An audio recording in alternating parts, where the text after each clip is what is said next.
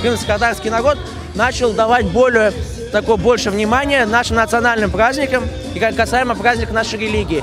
На сегодняшний день большинство нашего народа и нашего социума не отмечают этот праздник, что я считаю, что это и правильно. Ну, вообще детям делаем подарки, ну так, чтобы праздновать его, нет. Честно говоря, нет, не особо. Не так сказать, чтобы я отвечаю, но, конечно, я принимаю поздравления от своих мужчин дома обязательно, они меня никогда не забывают. Это стабильно, цветы, улыбки, радости, сюрпризы.